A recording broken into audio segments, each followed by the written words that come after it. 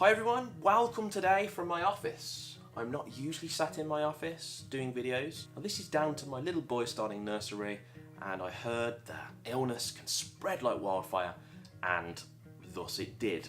I got ill, my wife got ill, we all got ill. I was looking back at some photos which I took quite a while ago and following them up with photos which I took recently, and I was able to see that I've really improved as a photographer over the years.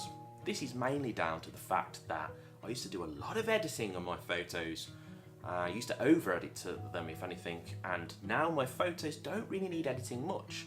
I just go in Lightroom, move around a few of the sliders, like increase kind of some of the vibrance, the colour in certain areas, and that's it. Bit of sharpness, job done. So this is a good way to gauge right off the bat if you're actually taking a good photo. If you need to do lots and lots of editing, unless of course that's the look you're going for, then you're probably not taking the photograph as good as you could do. But the main reason for today's video is to go through some of the mistakes which I made back in the early days. 3 mistakes which I used to make regularly, and fortunately now I don't, because I've learned not to make them. Number 1, avoid underexposing your images.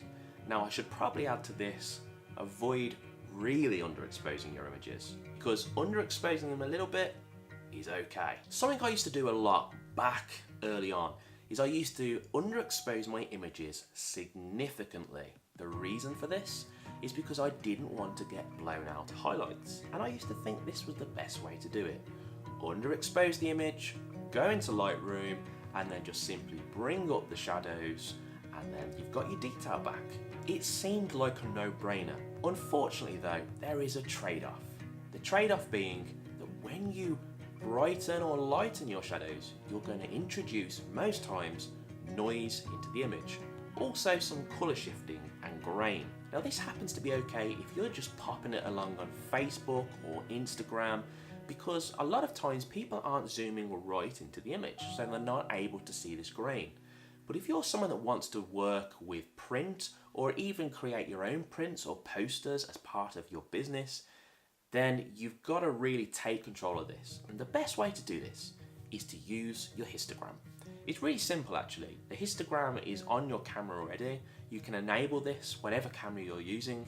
And when you take a picture, you want to make sure that the histogram is exposed more to the right hand side. Now you don't want this fully to the right hand side, because if you do have that, what you're going to experience is blown out highlights, and that's the last thing you want. But if you expose to the right hand side, generally your shadows are going to be exposed correctly, and then you'll be able to go into Lightroom, grab down a graduated filter, and then simply you can darken down the highlights. This is going to bring back the detail which was missing.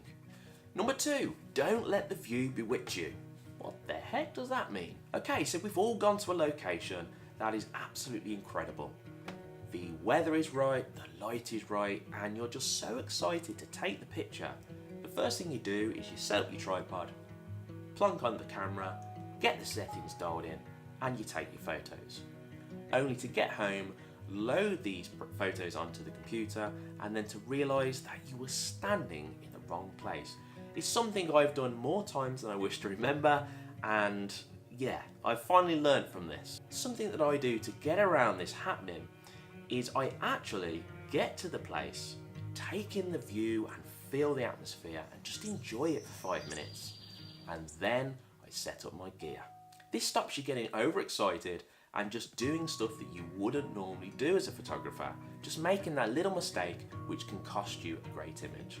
Now I want to show you that I've done this myself plenty of times. Take a look at this image. This is a photo which I took only 9 or 10 months ago on top of Mam Tor in the Peak District. Now this image, you can see that I'm standing about 2 or 3 or even 4 foot on the left hand side of the path, and this unbalances the image quite a lot. Now if only I'd been about 3 or 4 steps, I'd be on the path and the image would flow a lot better. It would also be even better if I went up a few steps, and then I'd get the whole path in the photo. So as you can see, just by taking a few steps to the left or right, or up or down, can really change the way the photo looks. So don't let that view bewitch you. Finally, number 3, make peace with your alarm clock. I used to hit that snooze button like crazy. I mean, every time my alarm clock went off, I'd hit the snooze button. And this would stop me getting up and getting them beautiful shots which you experience at sunrise and sunset. No matter how many times you hear this, the truth is you're going to get incredible photos at these times of day. At least it's going to give you the best chance of getting incredible photos. Now I understand that this can be the most inconvenient time for you to get out and take photographs. But the fact is, this is not going to change that these are the best times to take photos.